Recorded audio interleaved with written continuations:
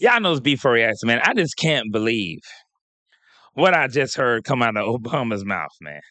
This is why I just never could truly be invested in Barack Obama, nor the presidency that he had when he legalized the LGBT and all the other rumors that came out about him and Michael, if you know what I mean. But let's get right into this. I can't believe he said this. Y'all gotta watch the video. And that's one of the things that I think a lot of times boys need is not just exposure to one guy. One dad. One dad. No matter how good the dad is. He can't be everything. He can't be everything. And then that boy may need somebody to give the boy some perspective on the dad. Yeah, right? Yeah. One of the most valuable things I learned as a guy was I had a gay professor. I want to stop right there. He said that a dad can't be everything, nor can anybody be everything, but a dad is exactly what a young man needs to see somebody as a symbol, as a representation of what a man is supposed to be and how you're supposed to navigate through this world. That's what your father is to you, is that male figure that's supposed to guide you through your manhood, to help you as an adolescent, as a young man, come into your own, and to be that staple for you to achieve certain goals and reach new heights based off of your father's direction and how he moves as a man. When the father is absent in the home, there's a lot of degenerate nature going on because guess what? There's nobody there to guide that masculinity. There's no one there to help with the testosterone going through that young man's body. And when you say, oh, you need other man's perspective, you actually don't. If you have a great father, that's all you need. Because your experiences in life, based off the morale, based off the code of ethics that you have, you will gain your own perspectives on people and things of that nature. But it all comes from the groundwork, the foundation. All you need is a good foundation. All you need is good soil.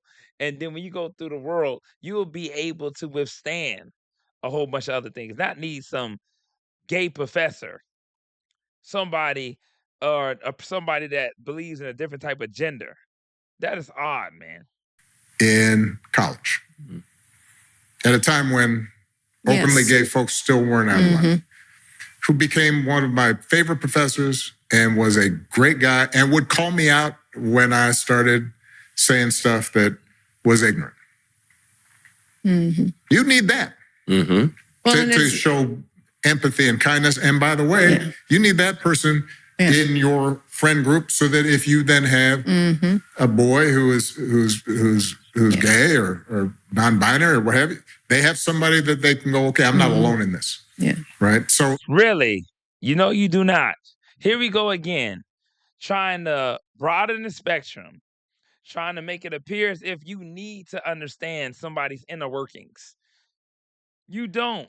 Somebody's sexual orientation should not matter.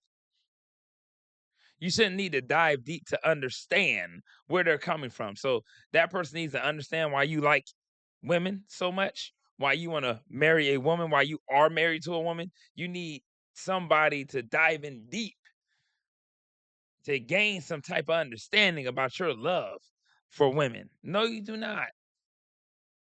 Just like nobody needs to force somebody's dating preferences on someone else. This is very odd to me. It's very strange that he would say that you need a perspective on different types of sexual orientations that people may have. I need insight on that so I could be more sympathetic towards it. What? You can respect people, but I don't need to agree with your lifestyle. I can respect you. I don't need to know the inner workings of your lifestyle, nor do I need a young man needs to grow up. Like my son don't need to grow up looking at somebody who believes in something else contrary to what I'm teaching him, an alternative lifestyle. My son does not need that to navigate this life, to get different perspectives or give account of his own father. That is wild to me. Now, respect should be across the board. If you're a great father, it should be respect. Now, if you separated from the mother, you got other situations that are totally different. Now, when somebody's gatekeeping the kids or bitter baby mama drama, that's different. I can understand when you say give a different account of your father. You might need somebody else other than your mama. But when you talking about you need other men to validate your father, it's very strange. Or you need other sexual orientations to validate your own interpretation of life, and that's gonna somehow make you more calm and more temperament. Like, what is going on? That's supposed to give you some type of sense of like, I feel better about myself because I understand binary and non-binary. Like, it doesn't make any damn sense what he's talking about. He ain't talking about spirituality. He ain't talking about God. He ain't talking about none of that. If I'd heard him say, you know what, you need God in your life. You don't need to just go after people. That's one thing. You need to focus on God. You need to focus on truth. You need to focus on, seeking the kingdom. But looking at men that have different perspectives and trying to make it seem like it's glorified, like there's some type of benefit to having a gay professor. Like, it just didn't, why it couldn't just be I had a professor that just was a smart and intelligent individual that just gave me some insight. Well, him being gay added on to that is just strange to me. And it kind of tells a lot about Obama legalizing gay marriage, doing way more for for gays than he did for blacks.